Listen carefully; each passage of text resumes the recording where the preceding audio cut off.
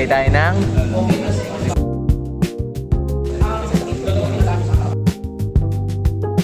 voltage regulator. So yan, naglagay na kami ng voltage regulator. Lalagay tayo dito sa positive. Tapos lalagay din tayo sa negative. Yan. Tapos gagamit tayo ng isa pang jumping wires para sa output. Ang galing mo, Beltran, ha? Malapit na ako doon. Malupit ka na, ha? Connect natin dito. Champion ako sa bahay niyan eh. Yan. Tapos itong Pwede ka na sa ano? lalagay natin siya dito. Yan.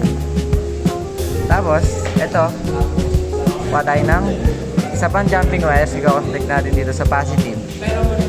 Tapos kuha natin dito.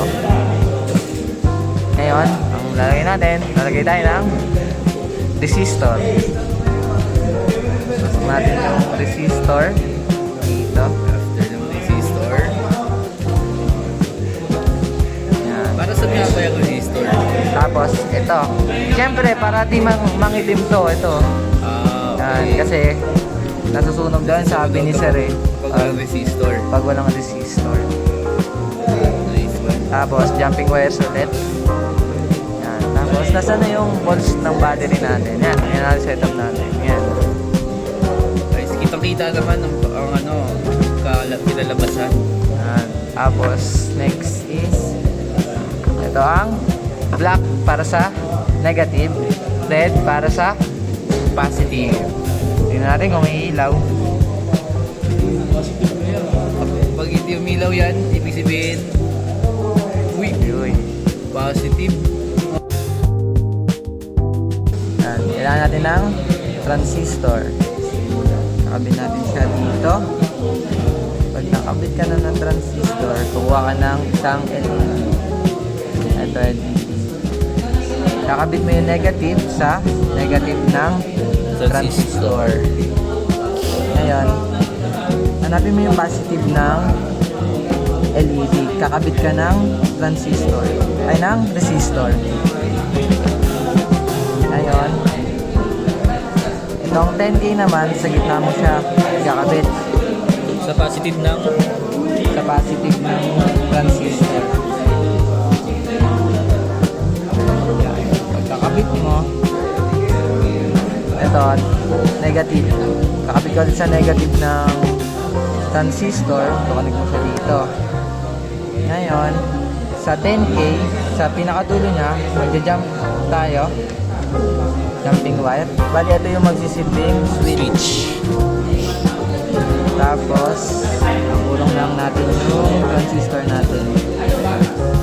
Natin siyang idudulo. Kasi, lalagay tayo ng positive dyan mamaya. Sa tabi ng transistor, sa dulo, tabi tayo ng jumping wire. Dapat pantayan, ha. Yan. Ito yung switch. Connect natin siya dito. And for the last step, ito. Connect natin yung transistor sa isa pang jumping wires para meron tayong positive and negative. Kaya kapag ilagay mo yan dito, Kahit sa baba na lang nun. bang! Kailangan natin ng 704 which is not. So, kabit natin siya dito. Kabit natin siya sa breadboard. Ito lagi yung ano nyo. Kita nyo to? Yung parang bako nung ano, nung ice. Lagay natin yan lagi dyan. Dapat ganyan yan. Tapos, kailangan natin ng voltage regulator. Voltage regulator is nasa dyan. Ngayon, gagawin natin, kailangan natin ng positive tsaka negative tsaka ano, negative tsaka yung input. Yung input ikakabit natin dito sa dulo ng IC. Tapos ito naman, itong dalawa naman to, ito yung pang ano natin mamaya, pang tag dito para sa battery. I-connect natin, jumping wires lang din.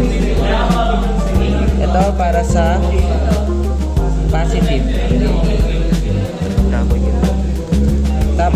naman para sa negative. Huwag kayo malilito ah. Ngayon, ang gagawin natin, itong isa na to, nakakonect yan dito. Either pwede nyo siya i-connect dito. Di ba, 6 yan? 1, 2, pwede mo yan. Pero ang gagamitin natin is 1, 2. Gagamitin natin 1, 2 ah. Tandaan nyo, 1, 2. Yan. Ito, nakabit na ako na isang jumping wire dito, di ba? Which is 1.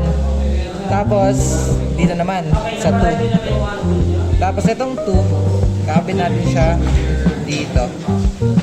Tapos mag-add tayo ng resistor. Tapos LED para umilaw. Tandaan nyo, dapat positive to. Yan. Nakakonekta sa transistor. Oo. Tapos, magja-jump tayo. Lalagay natin yung negative ng LED dito. Sa negative ng voltage regulator. Okay?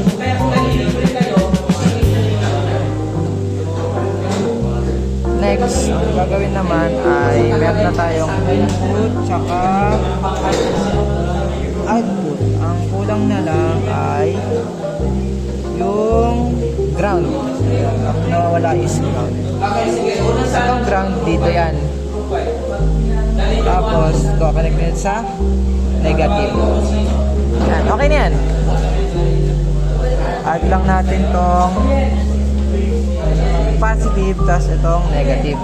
Ayun. Yan, umilaw, di ba? Tapos ito yung switch niyan sa may negative. Ito. Ito, maliit na to. Pag binunot ko yan, tapos nilagay mo sa positive, hindi na iilaw yan. Di ba? Pero kapag nilagay ko sa negative ng voltage regulator, iilaw. Pag nilagay ko sa positive, hindi iilaw. Kapag nilagay sa negative, iilaw. Ganun lang.